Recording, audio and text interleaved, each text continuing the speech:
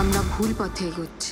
শুক্রবার বাংলাদেশ সহ বিশ্বের ২২ দেশে মুক্তি পেয়েছে শাকিব খান অভিনীত ছবি দরদ।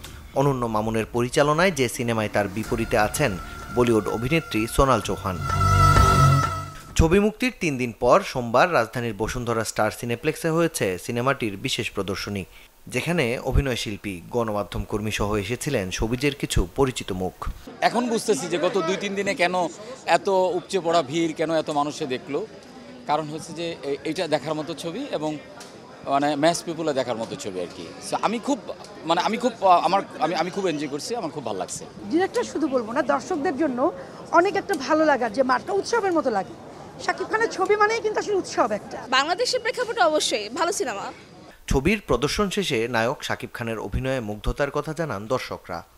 দরদ as a Bangla movie is actually nice and we are having so much fun and Shakib খানের এক একটা ডায়লগ আর এক্সপ্রেশন আসলে লাইক ইনক্রেডিবল। শাকিব খানের সিনেমা মানে সবসময় সুন্দর হয়, তো এই দরদ সিনেমাটা এক কথায় বলবো অসাধারণ হয়েছে। যারা দেখেনি তাদেরকে আহ্বান জানাবো আপনার সিনেমাটা দেখুন। সবাই অনেক ভালো অ্যাক্টিং করেছে, শাকিব খানের কথা না বললেই না। এবং পাশাপাশি নতুন যারা আমরা যাদেরকে দেখি না সচরাচর, যারা ওখানে অ্যাক্টিং করেছে ওদের অ্যাক্টিংগুলো অনেক ভালো লেগেছে। দরদ দেখতে আসবে শাকিব খানের এক্সপ্রেশনের জন্য, তার অভিনয়ের জন্য। শাকিব আমাদের দেশের মেগাস্টার, এটা আসলে বলার অপেক্ষা রাখে না।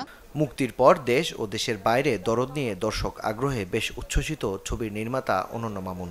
পাশাপাশি নিজের প্রথম সিনেমায় খুশি অভিনেত্রী সাফা মারুয়া। আমরা বলেছিলাম ঈদ ছাড়া ঈদের আমেজ আসবে, তো দরদ কিন্তু সেটা প্রমাণ করে দিয়েছে অলরেডি। ফার্স্ট ওপেনিং ডে তো আপনারা জানেনই যে অলমোস্ট বাংলাদেশ সহ আমরা বিশ্বের যে কান্ট্রিতে রিলিজ করেছি প্রত্যেকটা কান্ট্রিতে কিন্তু হাউসফুল গেছে। সবারই আমি পজিটিভ রিভিউ পাচ্ছি। হ্যাঁ, 10-15% একটা নেগেটিভ রিভিউ থাকেই, সেটা থাকবেই, যে কোনো কন্টেন্টেই থাকে। ওটা আমি অ্যাকসেপ্টেবল এবং ওটা আমি মেনে নিয়েছি।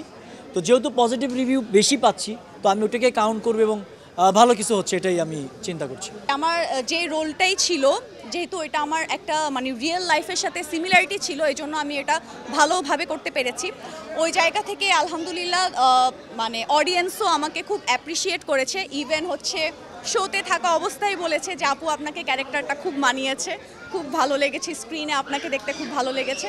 তো সবাই খুব অ্যাপ্রিসিয়েট করেছে। প্রথম সপ্তাহে দেশের ৮৩ প্রেক্ষাগৃহে শাকিব খানের দরদ মুক্তি পেলেও দ্বিতীয় সপ্তাহে হল সংখ্যা আরও বাড়ছে বলে জানিয়েছেন নির্মাতা।